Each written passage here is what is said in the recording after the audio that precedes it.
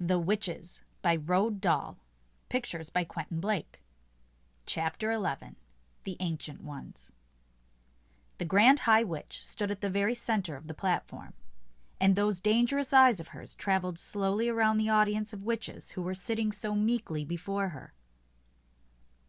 "All those over 70, put up your hands," she barked suddenly.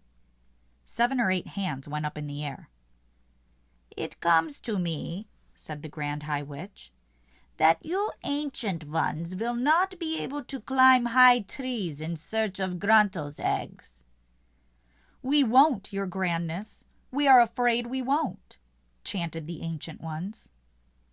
"Nor will you be able to catch the crab cruncher, who lives high up on the rocky cliffs," the Grand High Witch went on.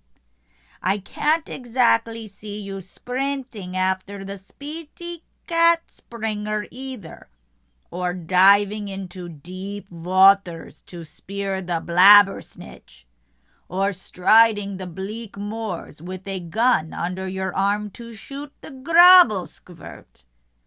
You are too old and feeble for those things."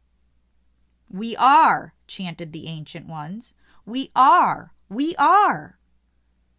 "You ancient ones have served me well over many years," said the Grand High Witch, "and I do not wish to deny you the pleasure of bumping off a few thousand children each just because you have become old and feeble. I have therefore prepared personally with my own hands a limited quantity of delayed action mouse maker, which I will distribute to the ancient ones before you leave the hotel." "Oh, thank you, cried the old witches. "You are far too good to us, your grandness. You are so kind and thoughtful." "Here is a sample of what I am giving you," shouted the Grand High Witch. She fished around in her pocket of her dress and brought out a very small bottle. She held it up and shouted, "In this tiny bottle is 500 doses of mouse maker. Is enough to turn 500 children into mice."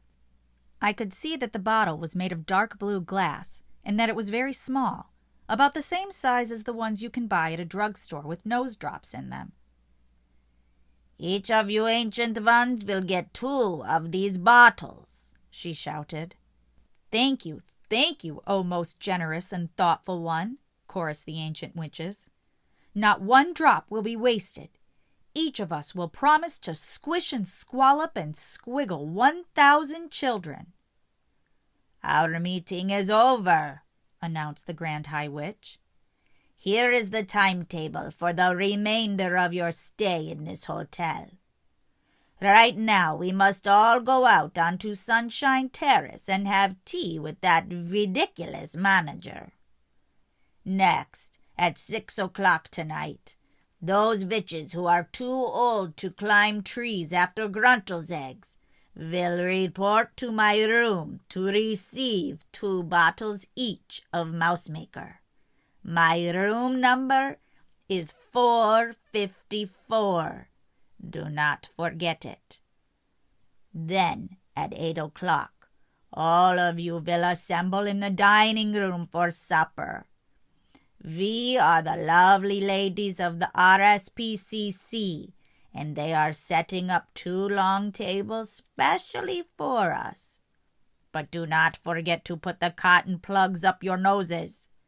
That dining room will be full of filthy little children, and without the nose plugs the stink will be unbearable. Apart from that, remember to behave normally at all times. Is everything clear? Any questions?" "I have one question, your grandness," said a voice in the audience.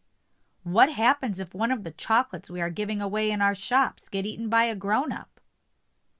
"That's just too bad for the grown-up," said the Grand High Witch. "This meeting is over," she shouted. "Out you go." The witches stood up and began gathering their things together. I was watching them through the crack and hoping to heaven they would hurry up and leave so that I might be safe at last. "Wait!" shrieked one of the witches in the back row. "Hold everything!" Her shrieking voice echoed through the ballroom like a trumpet. All the witches suddenly stopped and turned and looked towards the speaker. She was one of the taller witches, and I could see her standing there with her head tilted back and her nose in the air, and she was sucking in great long breaths of air through those curvy pink seashell-y nostrils of hers. "Wait!" she shouted again. "What is it?" the others cried out. "Dogs' droppings!" she yelled. "Just then I got a whiff of dogs' droppings." "Surely not," the others shouted. "There couldn't be." "Yes, yes," shouted the first witch. "There it is again. It's not strong, but it's there. It's here. It's definitely somewhere not too far away."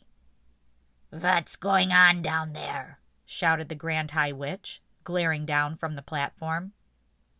"Mildred's just got a whiff of dogs' droppings, your grandness," someone called back to her. "What rubbish is this?" shouted the Grand High Witch. "She has dogs' droppings on the brain. There are no children in this room." "Hang on," cried the witch called Mildred. "Hang on, everybody. Don't move. I'm getting it again." Her huge curvy nose holes were waving in and out like a pair of fishtails. "It's getting stronger. It's hitting me harder now. Can't the rest of you smell it?" All the noses of all the witches in that room went up in the air, and all the nostrils began to suck and sniff. "She's right," cried another voice. "She's absolutely right. Dogs' droppings it is, strong and foul." In a matter of seconds, the entire assembly of witches had taken up the dreaded cry of dogs' droppings. "Dogs' droppings!" they shouted. "The room is full of it. Pooh! Pooh! Ooh! Ooh! Ooh! Why did we not smell it before? It stinks like a sewer. Some little swine must be hiding not so very far away from here." "Find it!" screamed the Grand High Witch. "Track it down. Rootle it out. Follow your noses till you get it." The hairs on my head were standing up like the bristles of a nail brush, and a cold sweat was breaking out all over me. "Rootle it out, this small lump of dung," screeched the Grand High Witch. "Don't let it escape. If it is in here, it has observed the most secret things. It must be exterminated immediately." Thanks for watching. Please give this video a thumbs up if you enjoyed it.